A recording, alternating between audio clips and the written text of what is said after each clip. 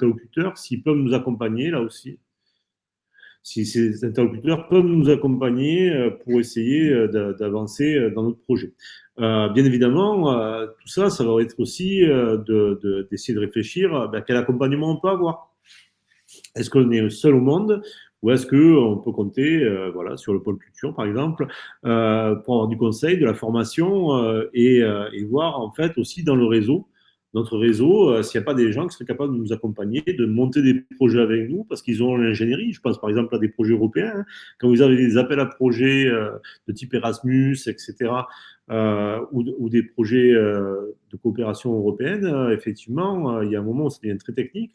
Et même être partie prenante de ça, ça veut dire trouver les bons partenaires. Donc là, ça va être nécessaire de se dire que dans notre réseau, ben, est-ce qu'on a déjà des contacts qui pourraient être intéressés par faire ça? Qui c'est qui suit un peu ces questions autour de nous et qui pourrait nous apporter ben, un gros soutien parce qu'en fait, c'est grâce à ce soutien qu'on va être en capacité de répondre.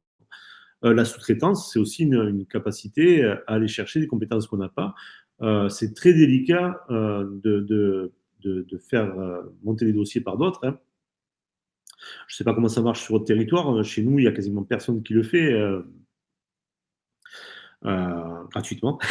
Voilà, bien évidemment. Mais il y a quelques-uns qui le font sur les dossiers de sub, parce qu'en fait, voilà, et ça veut dire que c'est un forfait. Vous avez un dossier de subvention. Si vous n'êtes pas sûr de l'avoir, ça va quand même vous coûter de l'argent. Est-ce que l'investissement vaut le coup? Mais sur les appels à projets, c'est délicat de payer quelqu'un pour répondre sur un appel à projet, surtout s'il y a, déjà, je vous disais, la question de combien il y a. Quoi. Si c'est un appel à manifestation pour aller chercher, à manifestation d'intérêt, pour aller chercher un projet à 100 000, c'est pas la même chose, ou un projet européen conséquent, c'est pas la même chose que si vous allez chercher 10 000 euros d'action culturelle. Et 10 000 euros d'action culturelle, je suis déjà très large, ou par exemple de la politique de la ville, ou sur des financements moindres, il n'y a personne qui va monter des projets pour vous, mais peut-être que c'est plus de l'embauche d'un administrateur ou d'une administratrice, de quelqu'un qui va être en capacité de monter ce genre de gymnastique, que ça sera pertinent. En tout cas, la question de la sous-traitance, c'est aussi une façon de se faire accompagner quand on n'a pas les compétences en interne pour le faire. Et je pense que souvent, il ne faut pas s'arrêter, il faut le chiffrer. Encore une fois, c'est le tableur qui parle. Le pragmatisme, c'est de voir si ça vaut le coup, si ça vaut pas le coup, si on fait l'investissement, et tant pis si on perd, mais au moins on se donne des chances de gagner. Bien évidemment, ça veut dire qu'on va se poser la question de comprendre la logique de l'appel à projet, de quoi on parle, c'est pourquoi ils ont monté ça, qu'est-ce que c'est leur idée derrière, est-ce que c'est une idée territoriale, par exemple, parce qu'ils ont décidé d'aller sur des quartiers très précis de la politique de la ville, est-ce que c'est une idée plutôt liée aux territoires ruraux, au sens très large du terme, et avec une idée d'amener des projets à des endroits où il n'y a rien, ce qu'on appelle les fameux déserts culturels. Hein, j'aime pas trop l'expression puisque c'est souvent péjoratif, puisqu'il se peut qu'il y ait une expression populaire dans ces territoires-là qui soit très forte et que c'est pas parce qu'il n'y a pas d'institution que c'est des déserts culturels. Mais bon, il va y avoir une volonté politique d'aller amener des actions dans des endroits où il n'y a rien. Ben, est-ce que c'est ça l'appel à projet? Est-ce que c'est ceux qu'ils ont ciblés ou est-ce que c'est plutôt par rapport à un axe culturel ou artistique plutôt, par exemple, je sais pas, développement de l'art numérique, développement des projets pluridisciplinaires, développement des formes innovantes de la création artistique, là aussi, ou est-ce que c'est, par exemple, quelque chose de patrimonial lié, là aussi, au territoire, aux langues qui sont parlées sur le territoire. Et là, on est sur des appels à projets. Par exemple, chez nous, ici en Occitanie, il y a beaucoup de choses qui se font sur la langue occitane et sur la langue catalane. Et c'est des appels à projets qui sont très précis, soit sur des manifestations, soit sur du soutien. On est vraiment sur quelque chose d'assez précis dans le fléchage, mais en sachant qu'après, on peut le tordre, puisqu'après, c'est de l'expression artistique. Bien évidemment, le conseil que je vous donne, c'est un conseil bateau, mais on ne le fait jamais et il faut le faire tout le temps, c'est-à-dire se renseigner auprès des autres professionnels qu'on connaît. Encore une fois, faire marcher le réseau, aller voir qui c'est qui a obtenu ces financements-là. Est-ce que vous les connaissez? Est-ce que, ben ouais, toi, j'ai vu que tu avais fait tel projet il y a 2 ans. Comment ça s'est passé? Est-ce que justement c'était suffisamment financé par rapport à ce que ça a coûté? Est-ce que c'est un bon plan? Est-ce que c'est un mauvais plan? Est-ce que tu connais le technicien? Est-ce que je peux l'appeler de ta part, etc. Faire marcher voilà, c'est le téléphone de brousse, hein, comme on dit, hein, mais c'est vraiment super important parce qu'en fait, c'est ce qui va vous permettre de voir la pertinence et de voir vos retours de vos collègues. Vous serez surpris de voir qu'effectivement, c'est pas les gens qui répondent et qui ont obtenu ces financements-là, il y a de grandes chances que vous les connaissiez parce que c'est votre réseau professionnel, hein. C'est vous les professionnels, c'est vous qui connaissez les acteurs qu'il y a sur un territoire. Et donc, vous voyez très bien, ben, effectivement, si chaque année, c'est les deux, trois mêmes qui raflent la mise, entre guillemets, sur telle ville, bon, ça veut dire qu'effectivement, c'est peut-être compliqué d'aller sur ce territoire-là et de jouer des coudes pour s'incruster parce qu'en fait, peut-être qu'ils ont, de par leur ancienneté, de par leurs compétences, de par leur relationnel, ben, ils ont plus de chances que vous d'aller sur ces projets-là. C'est ça aussi que vous allez avoir comme retour des professionnels et que ben, c'est une bonne raison de ne pas y aller. Ça fait râler, mais c'est du temps gagné pour faire des choses plus intéressantes et des choses qui vont vous permettre de développer votre structure. Bien évidemment, identifier les structures d'accompagnement. Alors là aussi, c'est l'échelle territoriale, elle est essentielle, mais c'est peut-être pas de rester à son échelle territoriale, puisqu'à l'heure actuelle, on peut très bien travailler, comme on est en train de le faire en ce moment, avec des difficultés par rapport à Internet et au côté saccadé, mais avec aussi la capacité d'aller chercher du conseil à une autre échelle. Et c'est vrai que des fois, ben, d'aller passer peut-être, je pense notamment sur les financements européens, d'aller passer une heure sur un webinaire qui va vous permettre de comprendre des choses que vous n'avez pas compris jusqu'à présent, ben, ça sera plus pertinent que d'essayer de continuer à pas comprendre pourquoi ça marche pas ou pourquoi vous y allez pas alors que vous pourriez y aller et que tout le monde vous dit d'y aller, quoi. Je continue mon déroulé, hein. Après, on verra des cas précis, on va faire des cas pratiques, hein. Donc là aussi, j'enfonce des portes ouvertes, hein, ça fait partie du job, hein, à lire et relire l'énoncé. Voilà, moi je suis quelqu'un de pressé, je suis le spécialiste de ne pas lire comme il faut. Et ça, à chaque fois, c'est pan sur les doigts parce qu'après, voilà, on se dit, ah ouais, ouais, d'accord. Voilà, dernièrement, je me suis cogné tout un dossier FSE. Je ne l'ai pas rempli, heureusement, mais j'étais parti bille en tête sur ce dossier FSE parce que c'était des fonds de financement européens qui correspondaient très bien à nos actions d'accompagnement justement à l'entrepreneuriat culturel. Malheureusement, je n'avais pas bien lu qui était éligible ou pas. Et à la deuxième relecture, je me suis aperçu qu'on n'était pas éligible. Donc c'était terminé. Hop, j'ai gagné du temps. J'ai pu passer du temps à faire autre chose. Donc c'est vraiment important. Cibler les mots-clés, regardez bien ce qui est marqué. On va le voir tout à l'heure dans le cas pratique. On met du stabilo, si on veut, on se fait des impressions papier, tant pis pour la forêt, mais on sort, on se fait des coups de stabilo ou alors on le stabilote sur son écran, mais on note bien tous les mots-clés, on regarde bien tous les critères, on respecte bien les formats, on regarde bien les deadlines, qu'effectivement on ne soit pas emmêlé les pinceaux, parce que selon les là aussi, la souplesse, comme les appels à projets, c'est pas aussi carré qu'un marché public, hein.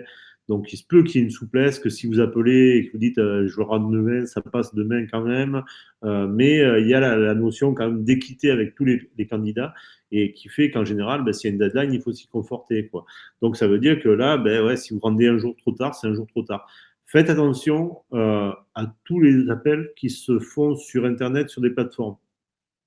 Ça nous est arrivé dernièrement, nous on répond à des 1% artistiques, et donc c'est des projets liés à des bâtiments. Donc quand le bâtiment accueille une œuvre, en général plutôt de la sculpture, de l'art numérique, des choses comme ça.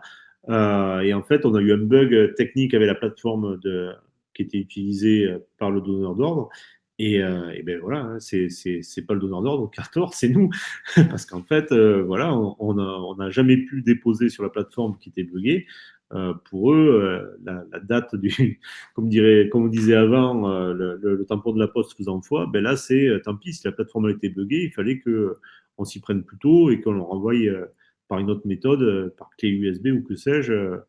Tant pis si quand on est arrivé sur la plateforme, elle était saturée, qu'elle marchait plus, quoi. Et le fait que la plateforme ne marche pas, pour eux, voilà, c'est un incident technique, c'est pour notre gueule, puisqu'il y a eu d'autres gens qui ont réussi à répondre sur un autre jour, à une autre heure, ou je sais pas quoi.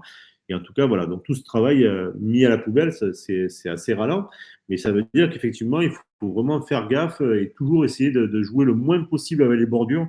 Alors là aussi, hein, on se connaît tous, procrastiner, c'est une seconde nature, et on aura toujours tendance à envoyer ça à minuit, moins 5 quand c'est minuit pétante, qu'il faut que ça soit sur la boîte. Ben effectivement, essayer de jouer un peu plus sécure, de sécuriser tous ces envois en essayant de voir qu'en fait, on ne se retrouve pas à être bloqué par des questions comme ça de dépassement de la deadline. Si je reprends encore une fois ce listing, ce document, c'est un document donc, que je vais vous communiquer, c'est un pense-bête. Il y a beaucoup de choses qui sont du domaine vraiment des évidences, mais voilà, agir méthodologiquement, c'est-à-dire vraiment être bien carré dans sa tête et pas un jour je m'y mets, j'oublie, je reviens 2 jours plus tard. Non, non, j'ai un plan d'action. Je sais que voilà, si je veux répondre pour le 15 décembre, ça veut dire que j'ai récupéré déjà le dossier, que j'ai déjà commencé à le regarder, que les grands points essentiels, la deadline, tout ça, ils sont dans ma tête. Je les ai notés sur un calendrier. J'ai fait un rétro-planning qui me permet de savoir que j'ai une liste de tâches qui m'amène jusqu'à la réussite du dépôt et que dans cette liste de tâches, j'ai fait le rétro-planning pour que j'ai de la chance. Si jamais il me manque un document, si jamais il y a un bug sur la plateforme, j'ai les 2-3 jours de battement qui vont me permettre de mener à bien l'aventure. Surveiller le calendrier, bien évidemment, être opportuniste, mais pas trop. Alors, qu'est-ce que ça veut dire, ça? Ça veut dire qu'effectivement, on est dans l'opportunisme, puisqu'en fait, ce n'est pas vos actions à vous. Vous avez bien compris qu'en fait, un appel à projet, c'est on va dire le donneur d'ordre, faute de mieux, mais en tout cas, la structure qui lance l'appel à candidature, qui, elle, a des objectifs et vous essayez de matcher avec. Donc, c'est de l'opportunisme, puisque ce n'est pas vous qui faites le premier pas. Mais à ce moment-là, il ne faut pas l'être trop non plus, c'est-à-dire voir que ça matche quand même avec vos cœurs de métier, avec vos cœurs de savoir, avec vos compétences, avec vos territoires d'exécution. Encore une fois, je reviens là-dessus. Puis effectivement, vous êtes dans un cas très particulier où effectivement, c'est la zone, elle est pas comme la France métropolitaine, hein, puisque effectivement, selon où vous êtes en Guyane, ben, vous pouvez pas faire des dizaines d'heures pour aller faire une action à l'autre bout de la Guyane, c'est peut-être pas rentable. Mais ça, c'est vraiment très important de bien l'analyser parce qu'effectivement, c'est là-dessus qu'on va perdre de l'argent. C'est parce qu'on aura calculé qu'effectivement, on peut prendre des avions charter pas chers et que finalement, ben, patatras, les dates elles changent et on se retrouve à payer plein de fer. Et du coup, ben, tout l'argent il passe dans les avions au lieu de passer dans les salaires. Donc, je caricature, hein, mais c'est vraiment très important de le voir là-dessus. C'est vrai pour autre chose d'ailleurs que les appels à projets. C'est vrai d'une manière générale quand vous allez répondre à des sollicitations où il y a des déplacements, tout ça, il faut essayer de sécuriser. Mais c'est vrai que quand vous êtes dans un plan comme ça où en fait le prix est fixé et il ne bougera pas, si jamais vous avez des frais supplémentaires, vous êtes en train de rogner votre marge. Et s'il n'y a rien sous la marge, vous êtes en train d'attaquer l'os, quoi. Donc, il faut vraiment, c'est là où il faut être pas trop opportuniste, essayer de bien voir que ça matche avec ce que vous savez faire, ce que vous faites régulièrement, et en même temps faire le pas de côté, parce que sinon, vous ne ferez jamais rien, quoi. Quand je dis savoir passer son tour, c'est ça, effectivement, se dire, ben, c'est pas pour nous. Cette année, c'est pas pour nous. Peut-être l'année prochaine, on va le surveiller quand même, parce que peut-être que l'année prochaine, on ira. Peut-être qu'en fait, si on s'associe avec Bidule, avec machin, qui est très complémentaire de ce que nous on propose, qui a la partie, par exemple, formation ou transmission, et nous, on a la partie plus création, ben, peut-être que ça marche. Peut-être qu'eux, ils ont l'habitude de faire du social, et que nous, on a plus l'habitude de faire de l'artistique, et que si on fait les deux, ben, on a un vrai projet socioculturel qui tient la route. Bref, là aussi, on est dans une aussi de logique de phaser son développement, de se dire, voilà, peut-être que l'activité actuelle de la structure, elle est très artistique, mais que dans 2 ans, on sera en capacité d'avoir une dimension socioculturelle ou de transmission forte qui nous permettra d'asseoir le fonctionnement de la structure, puisque c'est dans une stratégie et que ben, ces financements-là, ces bouts de financement qu'on va aller chercher à droite à gauche, vont nous permettre d'augmenter la capacité d'avoir un permanent, par exemple, dans l'équipe. Et ce permanent, ça va être son job de surveiller ces appels à projets. Par exemple, ça peut être une stratégie de développement qu'on peut retrouver dans certaines associations culturelles, qui va les amener à répondre souvent à des appels à projets pour pouvoir maintenir à flot la structure, mais en même temps qui va les amener dans une dynamique qui ne sera pas la même parce que justement, ils auront réfléchi à ce que c'était les nouvelles pistes de financement qu'il y avait et les appels à projets font partie de ces nouvelles pistes de financement. Je pense que c'est beaucoup moins un leurre, si vous me permettez, que le mécénat qui reste très galère à mobiliser et qui dépend énormément du territoire dans lequel vous êtes, des entreprises qu'il y a dans ce territoire, de la richesse de ce territoire et des liens que vous avez avec ce tissu entrepreneurial. Parce qu'en fait, voilà, et pareil, c'est pas la même chose qu'on fait du patrimoine. C'est pas un hasard, sinon le mécénat culturel, c'est souvent des projets patrimoniaux qui l'obtiennent, ou des musées, ou des choses comme ça, et plus difficilement des structures culturelles, du spectacle vivant, par exemple.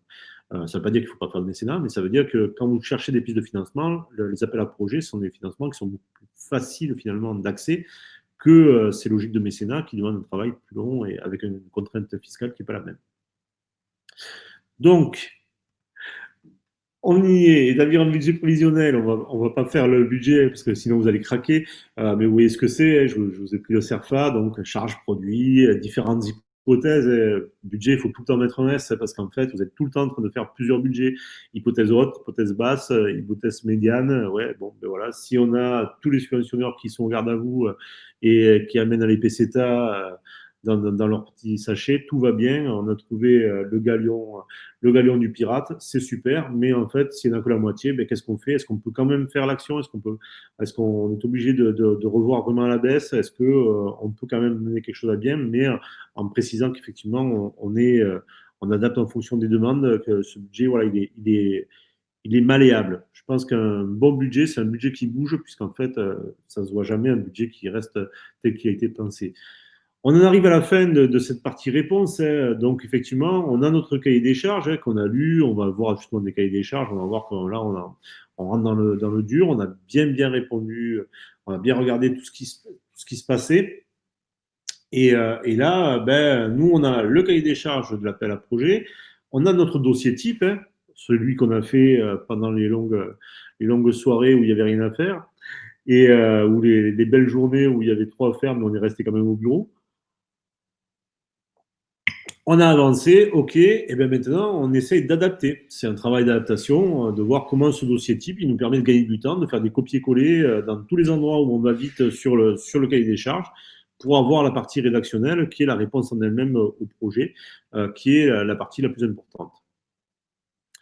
Je refais une petite checklist et vous pouvez mettre des croix après quand vous serez en phase de répondre, ben ouais, effectivement, on structure sa demande, on revérifie son éligibilité, on respecte la norme, format, pièce, date, on essaye de créer, de maintenir le contact. Ça, c'est important. Vraiment, encore une fois, on ne parle pas des machines, même si on répond en ligne. Si vous avez un bout de mail, un bout de téléphone d'un technicien ou d'une technicienne, n'hésitez pas à essayer de prendre contact avec eux. Là aussi, c'est pas de leur vendre et de leur survendre. Si tout le monde les appelle pour leur prendre la tête, ça ne marchera pas. Mais par contre, de maintenir en contact, de poser des questions pour faire voir que vous avez compris le projet et que vous êtes intéressé et que vous êtes intéressant, ben ce lien que vous allez créer, il est essentiel. Il est essentiel parce qu'en fait, ça va aussi vous permettre peut-être de marquer des points, les points qui sont entre les lignes, ceux qui ne sont pas notés, c'est cela. Ne pas hésiter à mettre à jour si c'est possible. Là aussi, s'il y a des appels à projets ou en fait des appels à manifestation d'intérêt qui peuvent se décaler sur des mois. Et là, il se peut qu'effectivement, la structure qui a lancé l'appel à projet, le donneur d'ordre quelque part, va émettre la possibilité que vous complétez. Alors là encore, hein, c'est parce qu'on est dans un flou juridique, hein, parce que si c'était un marché public, ce serait pas possible, ce serait très compliqué en tout cas. Mais il se peut que, ben, parce que ça a été décalé, il y ait des éléments qui sont nouveaux que vous allez faire entrer, un peu comme sur un dossier de subvention. Et à ce moment-là, c'est peut-être bien de mettre à jour si vous avez d'autres informations, notamment par exemple si vous avez des nouveaux financements. C'est-à-dire qu'en fait, l'appel à projet ça payait que 80% du projet, ben, il fallait trouver 20%. Vous aviez dit que c'était l'autofinancement. Si vous avez trouvé la ligne chez un autre subventionneur ou chez un mécène ou par des ventes que vous avez fait entre-temps, ben, effectivement, c'est bien de dire oui, le budget, il est crédible. Le budget, non seulement il est crédible, mais voilà, on a trouvé la part qu'il nous fallait amener, donc ça marche. Donc effectivement, on essaie de mettre en adéquation le fond et la forme. On va donc maintenant passer au cas pratique dans cette dernière demi-heure. C'est vrai qu'en fait, le premier, le premier point, c'est de regarder de quoi on parle. Donc, on va regarder un premier rappel à projet. Donc, c'est un appel à projet du Fonds de soutien à la production cinématographique audiovisuelle. C'est déposé par Toulouse Métropole. On va regarder l'objet et qui peut répondre, hein. C'est les points évidents. Je vais essayer de faire marcher le partage d'écran. Alors, hop.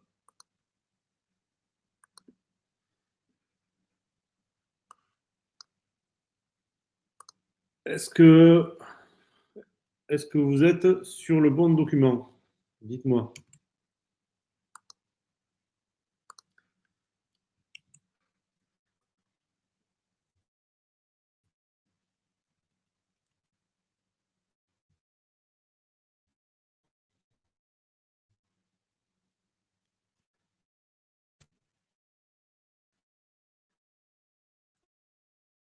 Alors, on remonte.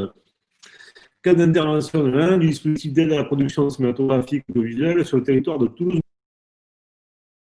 Ils ont mis un bout de règlement pour faire les choses bien. Ok, accorder un soutien.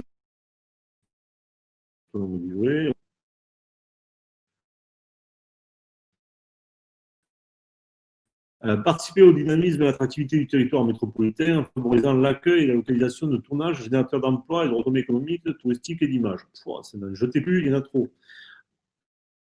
On regarde. Les bénéficiaires sont des sociétés de production ou associations disposant d'un code APE 5911. Donc vous voyez que d'entrée de jeu, là, si on répond à la question qui peut répondre, l'objet, on vient de le voir, hein, c'est un objet de production cinématographique assez large, donc a priori ouvert d'une manière très large, mais là on voit qu'effectivement c'est des sociétés de production ou des associations, donc c'est pas lié à la forme juridique, mais par contre c'est lié à un code APE. Donc est-ce qu'on l'a, est-ce qu'on l'a pas? Si on l'a pas, ok, on laisse tomber.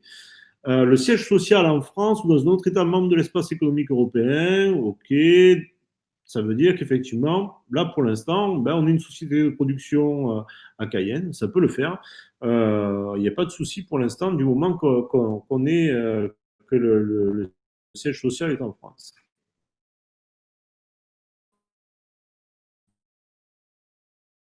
Vous voyez, quand je vous parlais, là on est vraiment sur une transparence par rapport à ces critères. Donc, présenter un projet de production, le ou les scénaristes ou les réalisateurs et leur résidence principale.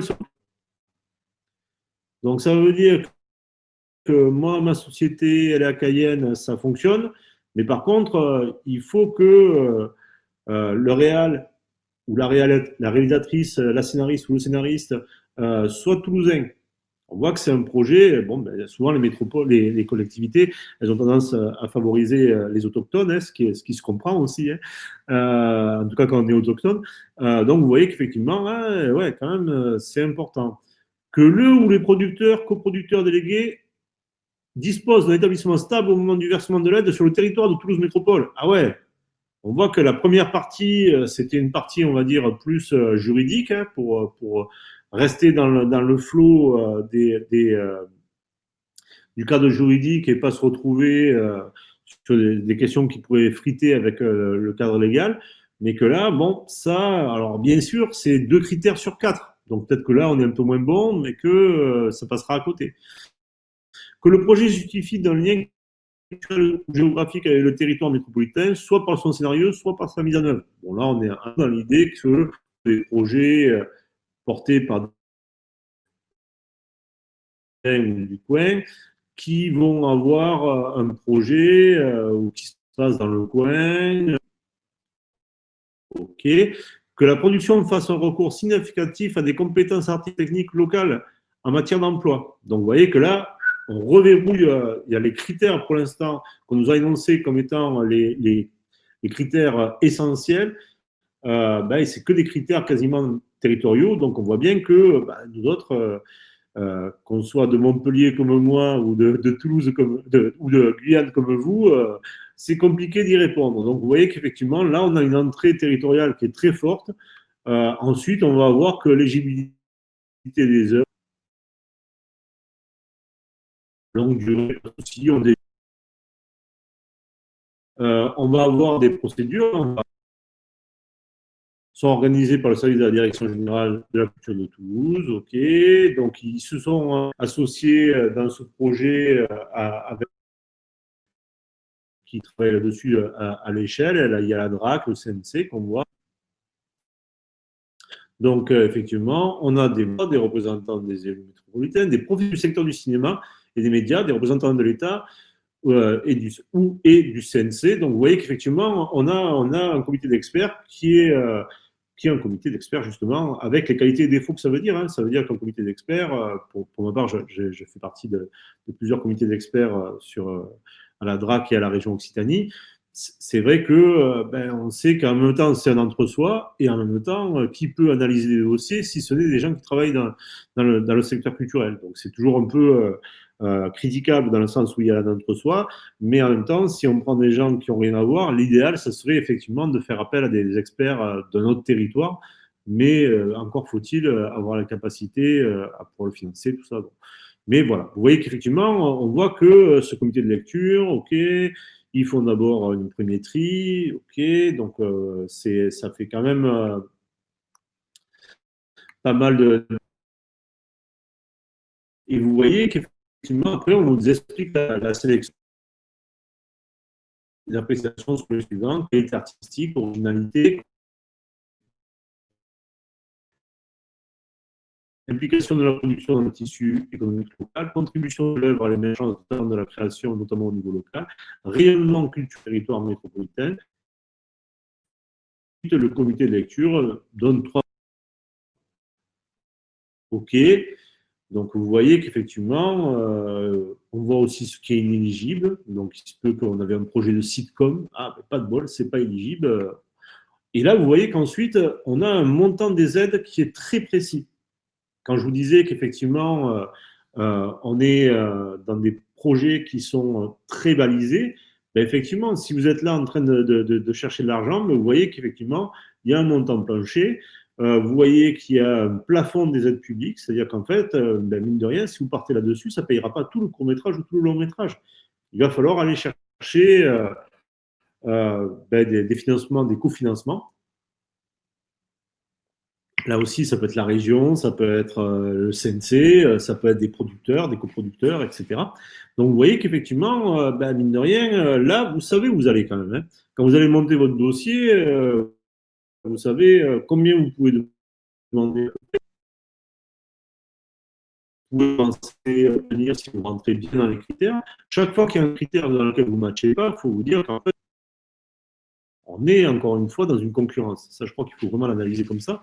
Parce que sinon, on se plante en se disant, ouais, mais pourquoi? Mais oui, mais parce qu'en fait, s'il y a quelqu'un qui a les 4 premiers points, il match sur les 4 points, ben, effectivement, il sera devant.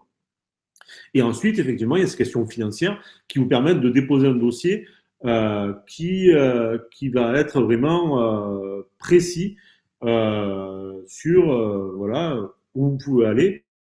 Quand vous allez déposer, vous ne savez pas forcément savoir les cofinancements. Vous voyez ce que je vous disais tout à l'heure, quand est-ce qu'on y va, est-ce qu'on n'y va pas, c'est là où c'est délicat. Parce que, effectivement, si vous avez présenté un projet, je ne sais pas, je vais dire n'importe quoi, à 150 000 balles, et qu'en fait, effectivement, vous aviez prévu qu'il y ait du cofinancement de la région Occitanie, qu'il y ait du CNC en pagaille, et que les deux coproducteurs espagnols, ils devaient venir et amener leurs euros, ben ouais, effectivement, si ça ne marche pas et que vous n'avez pas le diffuseur, par exemple, que France 3 vous a pas commandé le documentaire, bon, ben voilà, comment vous faites pour boucler le budget? C'est chaud, quoi. Donc là aussi, ça fait partie de la décision, est-ce qu'on y va, est-ce qu'on n'y va pas? Ensuite, vous voyez qu'effectivement, on vous explique.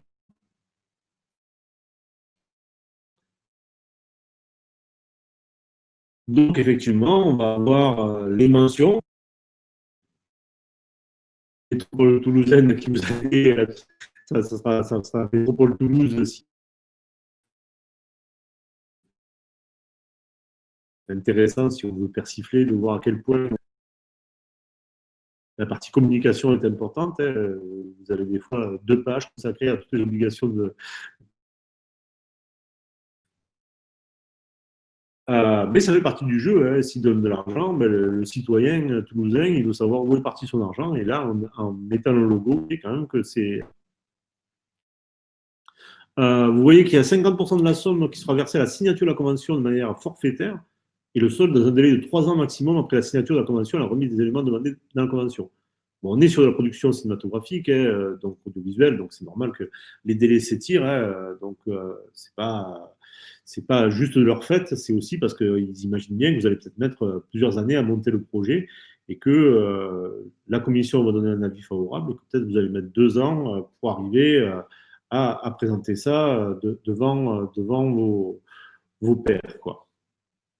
Donc 50% versés à la signature, ben, les montants plafond, hein, voilà, si vous avez touché 30 000 balles, ben, c'est quand même pas rien, hein, ça vous permet quand même de commencer à payer une partie du projet.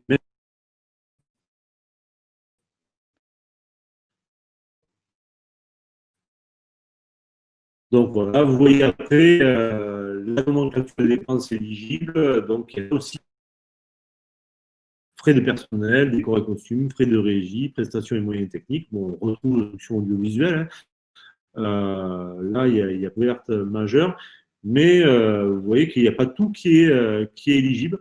Donc, il se peut qu'effectivement, voilà, doivent être directement liés à la réalisation de l'œuvre demandée, acquittée par le bénéficiaire de la subvention ou par le coproducteur en cas de coproduction, sous réserve de fournir le contrat afférent. Il s'agit, voilà. Donc, vous voyez qu'effectivement, s'il y a un coproducteur ou un partenaire qui prend en charge une partie de ces frais-là, ben, il faut arriver à justifier tout, tout doit être justifiable, c'est ce qui est une base là aussi. On est sur du financement public.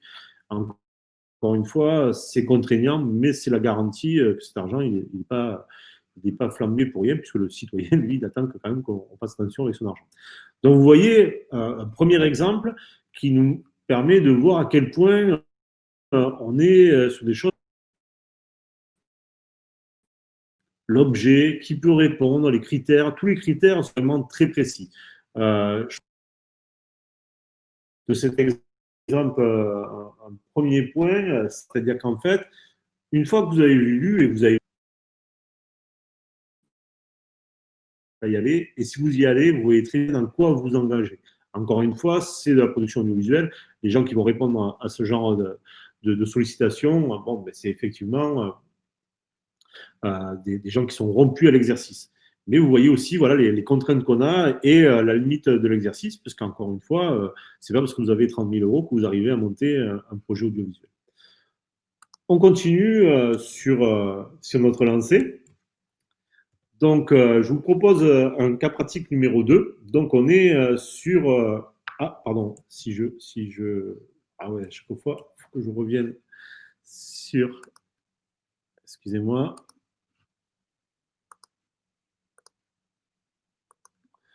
Donc, je reviens sur le cas pratique numéro 2 sur le diaporama, comme on disait dans le bon vieux temps. Sur mon PowerPoint. Donc, plan d'éducation aux arts et patrimoine collectivité territoriale de Guyane. Donc, déjà, on est plus dans le local. Ben, on va regarder pareil, l'objet qui peut répondre, le taux de financement, le formulaire de réponse, voilà, des éléments qui sont susceptibles ben, de nous amener à voir si on y va ou si on n'y va pas. Et si on y va, qu'est-ce que ça veut dire dans ce cadre-là. Donc, je reprends, hop, et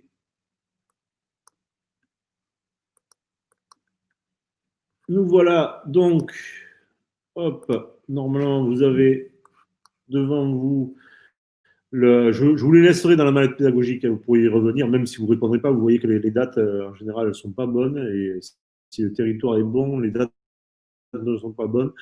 Euh, mais ça vous permet de voir un petit peu les logiques et de vous replonger là-dedans. Donc vous voyez que là on est sur la collectivité, vous connaissez mieux que moi, et qui en fait donc a un plan d'éducation. Voilà, on est dans un cadre des politiques publiques qui est assez précis et qui a un appel à projet 2019-2020 dans ce cadre présent. Je n'ai pas trouvé de nouvel appel à projet. Je présume qu'effectivement, qu'avec le Covid, y a beaucoup de choses qui ont été reportées, annulées ou qui ne se sont pas faites. Euh, donc, ou qui ont été mis en place, par exemple sur les vacances apprenantes, ça a été très improvisé, donc je ne sais pas comment ça s'est passé sur votre territoire. Chez nous en Occitanie, ça a été très improvisé, et donc il y a plein de projets comme ça qui, on ne sait pas trop où ils sont, mais là effectivement, si j'étais dans le coin, je passerai mon petit coup de téléphone pour savoir où ça en est, est-ce que ça va se représenter ou est-ce que ça ne va pas se représenter. On voit qu'effectivement, il y a un schéma régional de développement culturel, donc ça, c'est une bonne nouvelle, hein. Ce schéma régional de développement culturel, là aussi, quand vous êtes en recherche de financement d'une manière générale, quand vous cherchez des subventions, etc., plongez-vous dans cette littérature. Ça peut être copieux, hein, celui de la région Occitanie, plus de 200 pages, avec chaque fois des fiches, machin, bidule, mais ça permet nos orientations. Et en mise en œuvre, soit par et ce lien-là, il est assez fort. Et donc, ça permet en fait de connaître le schéma régional de développement culturel. Ça vous permet d'anticiper, de dire, ben, ça nous intéresse. Nous, on peut le suivre. Ça, je mets une croix, un pense-bête, je fais un nœud à mon mouchoir parce que, mine de rien, ça m'intéresse. Donc là, voilà. Alors là, c'était la plénière de 2012, hein, c'est Mathusalem, hein, mais axe stratégique, l'éducation artistique et culturelle dans la jeunesse, vecteur de développement et vecteur de cohésion et d'intégration. OK. Quand je vous parlais tout à l'heure de ce qu'il fallait mettre comme mot-clé, hein, bon, on se dit que là, OK, vecteur de développement, cohésion et intégration, ben, ça serait malinos que dans le projet qu'on dépose, il y a un moment où il y a un gros clin d'œil. Et il ne faut pas avoir peur d'être lourd, hein. Quand vous faites une réponse, n'ayez pas peur de souligner, de citer le schéma comme la collectivité l'a signé.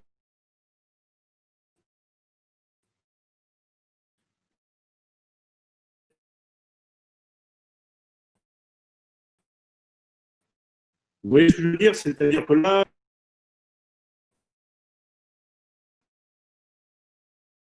c'est donc, effectivement, on va regarder ce que c'est, que le dispositif a pour objectif de généraliser. Alors, vous voyez que là aussi, des ressources culturelles locales. Donc, on se dit, on est un peu comme en Toulouse, mais en mode Guyane, c'est ouais, ressources culturelles locales. C'est pas, l'idée, c'est pas de faire venir des gens qui viennent de l'autre côté du monde pour venir faire ça, c'est de voir en local qui c'est qui peut répondre. OK. Sensibilisation au patrimoine matériel et immatériel. Ah, ok, d'accord. Attentif aux cultures et spécificités guyanaises. Oula, là, vous avez normalement, il y a un gyrophare qui s'est allumé et vous voyez qu'en fait, ben, ce que nous dit la collectivité, comme souvent, ben, tenir compte des cultures locales, ça s'appelle les droits culturels, ouais, c'est important. Donc de comprendre, mais aussi de voir les spécificités, c'est-à-dire ne pas se retrouver à dire, ben voilà, moi de toute façon, je faisais quand j'étais en région de Paris,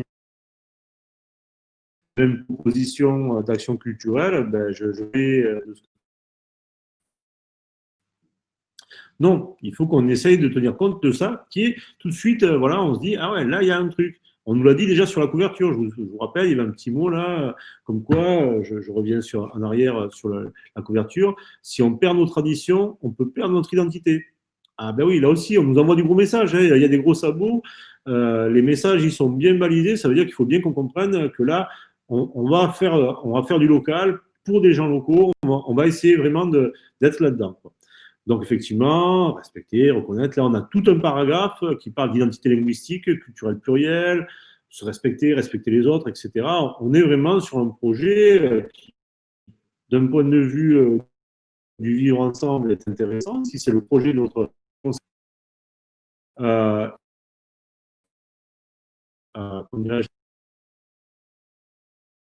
ça veut dire que dans le dossier, il va falloir être très précis là-dessus.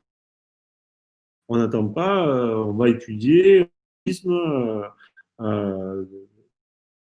je dirais contre le cubisme, mais on va être sur quelque chose de plus lié au territoire. OK, les principes. Portage. Les actions sont exclusivement portées par des professionnels artistiques. OK. Les établissements scolaires et dans les lieux les bénéficiaires de l'action. OK, donc ça veut dire que là, on se pose la question de l'association et artistes professionnels. Comment on prouve qu'on est professionnel? Comment on prouve qu'en fait on peut répondre à ça et qu'on est complètement légitime à le faire? Ça, c'est une vraie question. Est-ce que c'est parce qu'on a un agrément? Est-ce que c'est parce qu'on est reconnu sur place? Est-ce que c'est parce qu'on a une biographie en 40 pages qui prouve qu'en fait on est un spécialiste de la culture locale? Je ne sais pas. Mais en tout cas, ça c'est un deuxième signal d'alerte, hein, qui n'est pas rédhibitoire, mais qui veut dire ce que ça veut dire. C'est un peu l'équivalent du code APE de tout à l'heure. Durée de l'action, ok, bon, ça c'est passé, mais on voit que ça a duré jusqu'en juin 2020. Volume horaire, ok. À raisonner par enfant, 50 heures minimum. 50 heures. Vous voyez que 50 heures, c'est plus d'une semaine, hein. Et à faire caler avec des horaires scolaires, etc., c'est un projet annuel. Ça veut dire que là, on va commencer à voir, est-ce que vous êtes en capacité à aller dans cet établissement, peut-être sur 6 mois, pour dispatcher ces 50 heures en je ne sais pas combien de sessions, de séquences, par exemple. Ce serait une réflexion sur les séquences. OK. On voit qu'il y a un coût horaire sur la base de 40 euros de l'heure. C'est pas mal. Ça, c'est pas mal. 50 heures d'intervention de l'un. Donc, on voit que c'est super. Ça veut dire qu'en fait, on peut y aller en tant qu'artiste si on n'a pas de structure. Ça, c'est intéressant. Dans une structure, et ça veut dire des frais de structure. Donc, c'est-à-dire que sur des bases comme ça, euh, c'était les activités périscolaires, c'était le gros problème. Elles étaient sous-financées, il fallait une structure, soit endroit, et donc du coup, vous touchez moins de la limite de la DRAC pour de l'action culturelle, ben, vous commencez à perdre de l'argent, quoi. En tout cas, ça veut dire que vous allez bricoler et que c'est vous qui allez vous mettre en porte-à-faux parce que la collectivité n'a pas bien balisé. Donc voilà, prise en compte du petit matériel, compte tenu du budget constant et du nombre croissant de dossiers, les opérations seront étudiées au cas par cas pour ceux qui. Ça, c'est un peu des merdes de toi. C'est crayons, c'est mieux, si vous me permettez l'expression. Donc ça veut dire que là, on voit bien. Et que cette logique d'appel à projet est une logique de, de, de contraintes budgétaires fortes.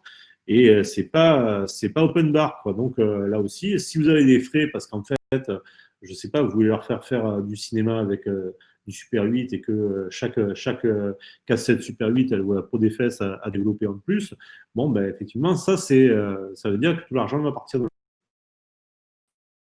Ok, groupe effectif, groupe de 20 élèves minimum. Bon, ok, faut aimer quand même les groupes vivants. Voilà, une fois le groupe d'élèves arrêté, il ne sera plus possible de mener le début de l'action jusqu'à son terme. Bon, ça, c'est le côté un peu administratif. Un artiste, un enseignant, vous le savez, dans quelle aventure vous partez de base. Encore une fois, là, il est stupéfiant. Hein, on est sur des projets. On voit ensuite public et territoire. OK, c'est possible. Restitution. Chacun doit aboutir obligatoirement à une action finale de restitution planifiée à une date communiquée par la collectivité territoriale de Guyane. OK, une date commune par bassin sera si possible privilégiée. Donc, c'est un moment où on se réunit tous, on fait voir ce que les enfants ont fait. C'est valorisant pour les enfants, c'est intéressant pour les artistes parce que ça permet de se croiser et de recréer du lien avec les enseignants, avec les parties, avec la communauté éducative, comme on dit désormais. Peut-être qu'il y aura les parents qui seront là. C'est un moment d'action culturelle qui est fort. Et encore une fois, moi, je suis passionné de ces projets-là, donc je trouve ça génial. Mais c'est vraiment quelque chose qui permet de créer du lien et aussi d'inscrire l'artiste dans son territoire. Quand je vous parlais tout à l'heure de la réflexion territoriale par rapport justement au déplacement, ben, le circuit court, les droits culturels, s'inscrire dans son territoire, ça fait partie de ces projets-là. Et peut-être que ce projet-là, c'est pas tant d'aller chercher 2000 balles comme ça vous fera pas vivre, mais par contre, peut-être que ça vous fera vivre localement à l'endroit où vous habitez, comme étant un artiste qui est reconnu par les enfants quand ils traversent la route. Et ça, c'est quelque chose qui peut être intéressant d'un point de vue humain aussi. Donc, ces projets-là, c'est pas que des projets financiers. Donc, on a les chants, c'est les arts du langage, les arts du quotidien. Voilà. On tape vraiment super là. Donc, poésie, on peut faire de la coiffure, on peut faire les arts du son, les arts du spectacle, hyper artistique. Donc ça veut dire qu'on n'est pas à se dire, ah ouais, est-ce que je fais du graphe, est-ce que ça match? Oui, je fais de la couture artistique, d'un point de vue artistique, je cherchais le terme design vestimentaire, oui, tout peut rentrer là. Là, je trouve que c'est vraiment très très ouvert et c'est intéressant parce que justement, l'art numérique, on peut faire tout, de la danse au mime, etc. Tout est ouvert. Donc effectivement, ça c'est vraiment super.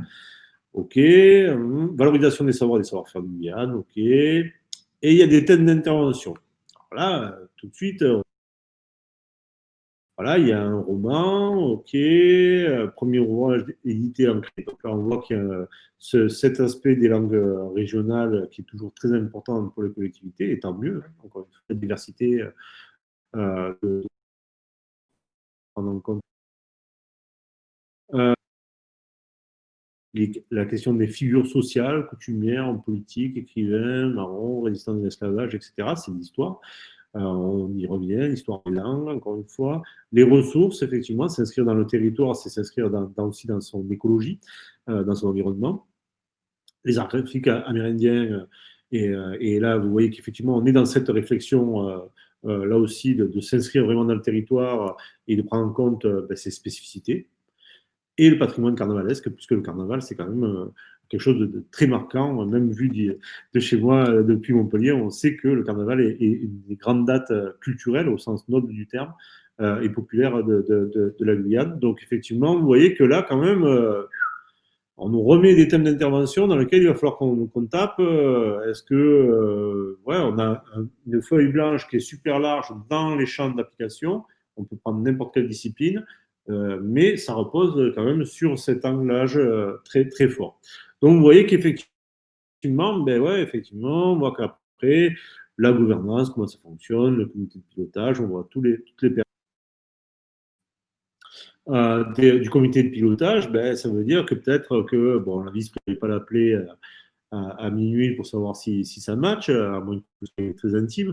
Mais peut-être qu'effectivement, là-dedans, ben, vous avez des connexions, soit avec ces personnes, soit avec des gens qui travaillent avec ces personnes, qui vous permettraient, par exemple, d'avoir une meilleure analyse du dossier et de se dire, ouais, ok, parce que peut-être que tout le monde, en général, prend le roman, si chaque année que ça se présente ou si c'est déjà eu plusieurs fois ce genre d'appel à projet, peut-être qu'en fait, les gens sont tout le temps sur une certaine redite par rapport à ça, et que vous, ben, le fait de proposer soit une discipline différente, soit un axe très différent dans la réponse, ben, ça sera un peu plus pertinent.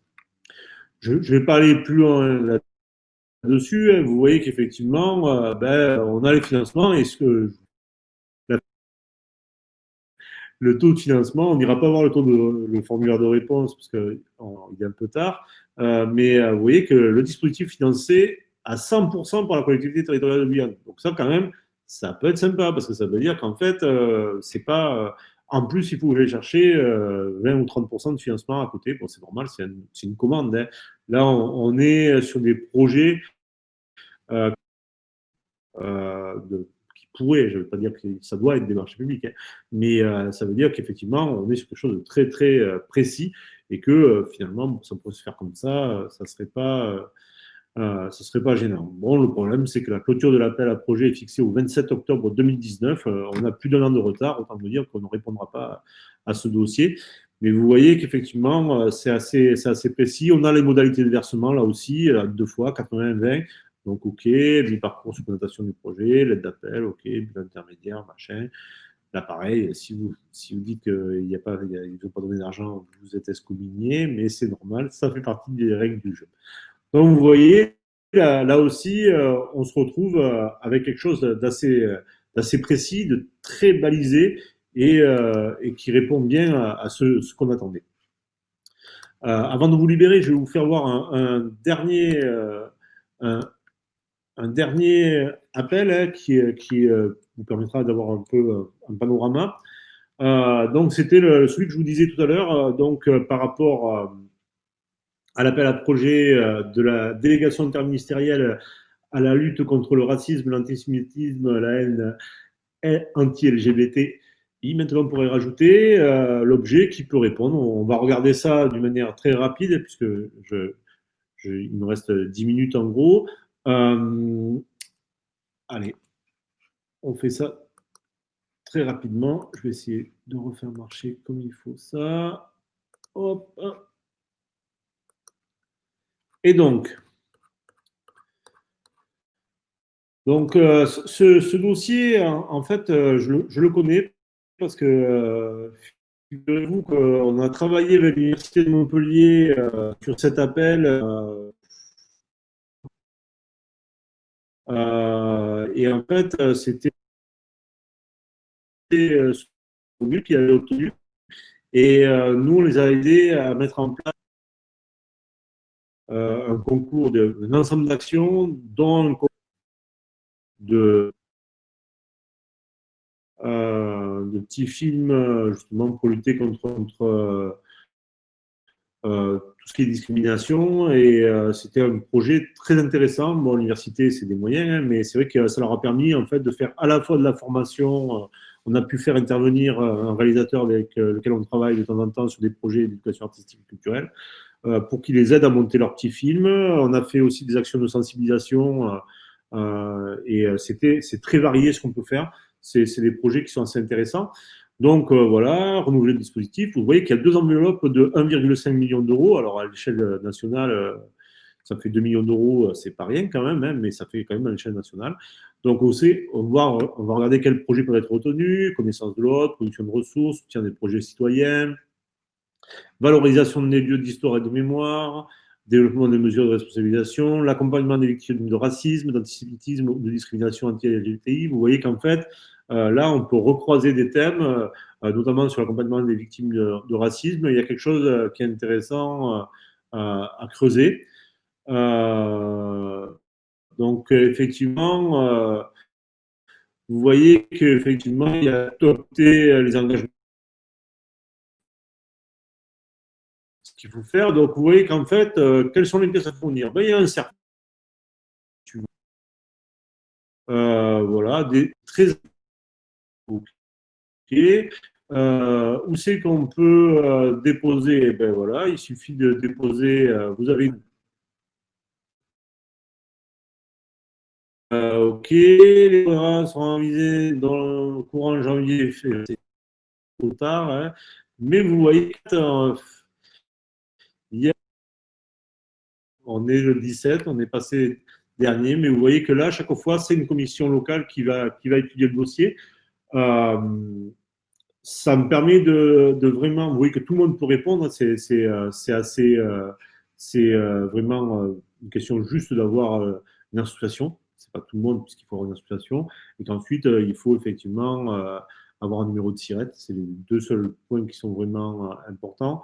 Que les dossiers sont super ouverts. Donc, vous voyez que vous avez Madame Flora Joie, qui est l'interlocutrice. Ben, effectivement, ça vaut le coup de lui passer le petit mail avant, de lui dire voilà, on a ce projet, est-ce que c'est intéressant d'y aller? Bon, ça voulait dire qu'on le fait quand même.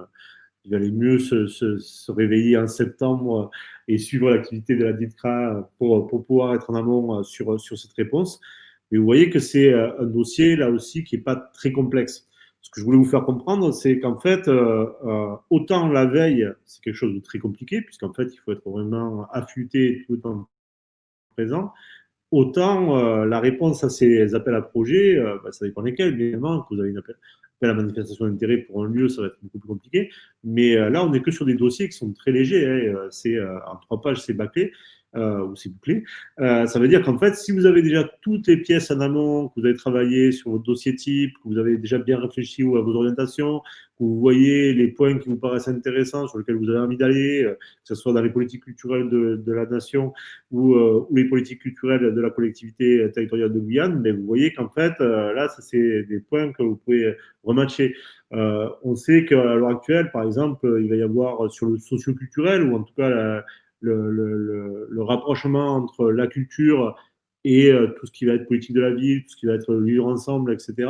On va avoir des appels à projets autour de l'égalité femmes-hommes. Il y a beaucoup de choses qui se font en ce moment. Au niveau de la lutte contre les discriminations aussi. Donc ça, c'est des points, effectivement, si ça vous intéresse en termes de propos artistiques ou culturels, faut surveiller, faut avoir les oreilles bien ouvertes, comme on dirait, être aware, comme dit le poète.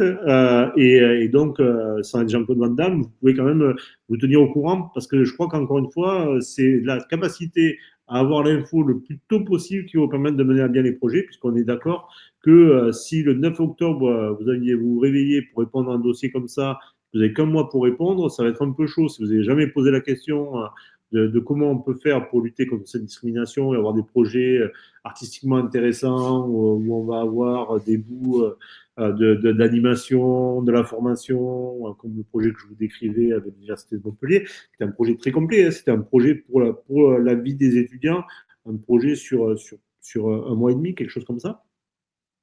Mais il fallait qu'en fait, voilà, et la mise en œuvre, elle était un peu compliquée parce que c'était plein d'actions différentes qui, mises bout à bout, faisaient ce projet-là, mais qui en fait étaient nécessaires de bien, on va dire, bien articuler.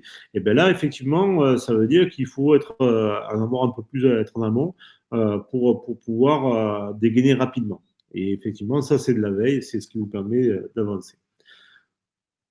On touche à la fin de cette présentation. Je vais revenir maintenant sur mes dernières diapos, hein.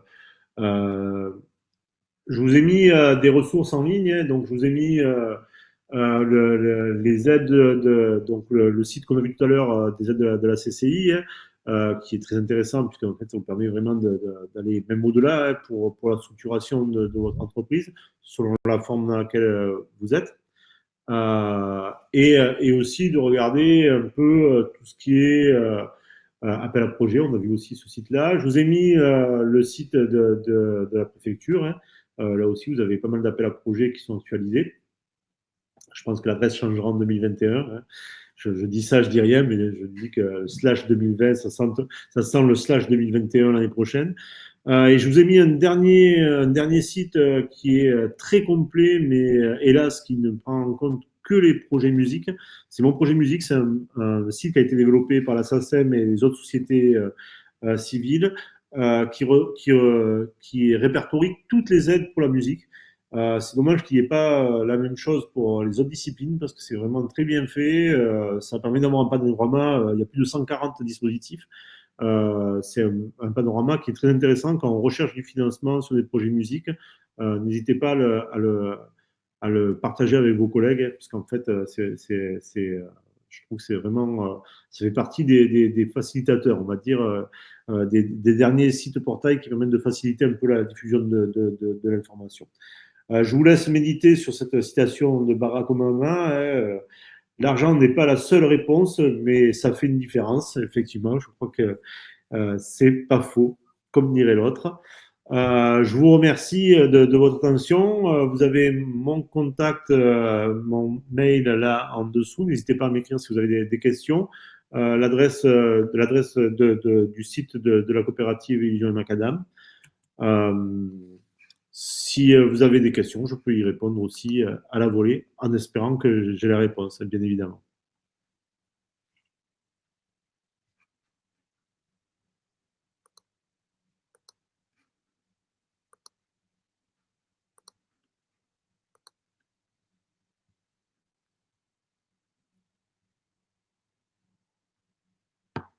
Alors, ça va, c'était pas trop pénible. C'est vrai qu'à distance, c'est un peu costaud. Je vous ai un peu assommé. En 2 heures, c'était la mitraillette, hein. En plus, si vous avez eu le staccato, c'était compliqué.